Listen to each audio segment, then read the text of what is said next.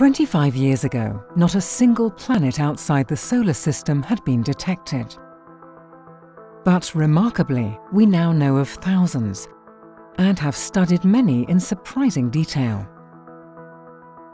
ESO's observatories in Chile have been at the forefront of this enormous expansion in knowledge, and their state-of-the-art instruments are continuing to discover and study the extraordinary diversity of exoplanets.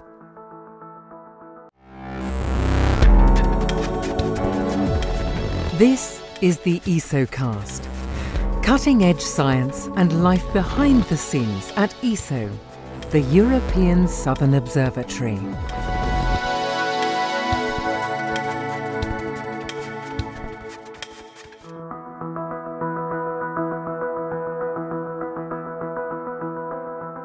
Looking up at the night sky, people throughout history have wondered if there are planets, and especially planets bearing life, beyond the solar system. Astronomers have also asked themselves these questions and many more. Are planets common or very rare? Do they resemble planets in the solar system, or are they totally different?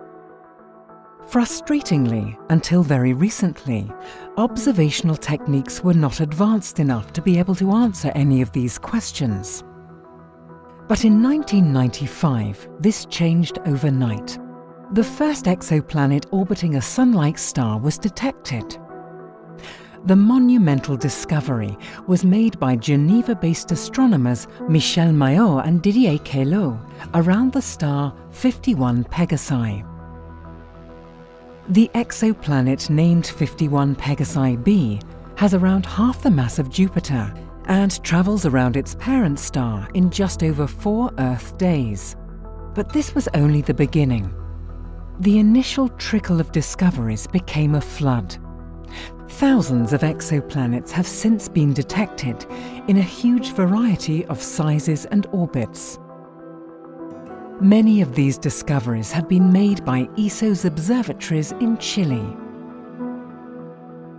But the hunt for exoplanets is a challenging one. These alien worlds hide in the shadows, giving off little or no light of their own. Any light that they do emit is swamped by the overwhelming brilliance of their parent star. However, advanced observational methods can be used to spot these elusive exoplanets.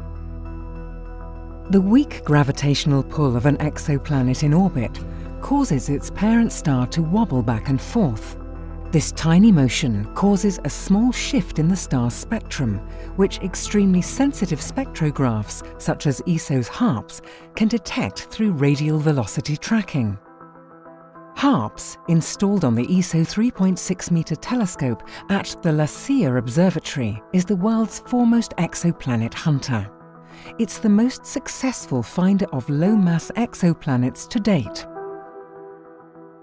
In 2010, the instrument discovered the richest planetary system yet. The system, located over 120 light-years away around the Sun-like star HD 10180, contains at least 5 exoplanets. There is also tantalizing evidence that 2 more planets may be present in this system, one of which would have the lowest mass ever found. Planetary transits can also be utilized by astronomers to indirectly detect distant worlds. When an exoplanet passes in front of its parent star, as seen from the Earth, it blocks a small fraction of the star's light from our view. This creates a dip in the brightness of the star, which can be measured.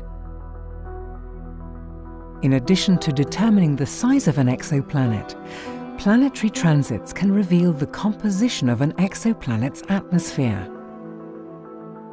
The atmosphere around a super-Earth exoplanet was analysed for the first time by astronomers using the Very Large Telescope. The planet, which is known as GJ 1214b, was studied as it passed in front of its parent star, and starlight passed through the planet's atmosphere. This starlight revealed that the planet's atmosphere is either mostly water in the form of steam, or is dominated by thick clouds or hazes. Directly observing an exoplanet is a monumental feat, but one that was first achieved by ESO.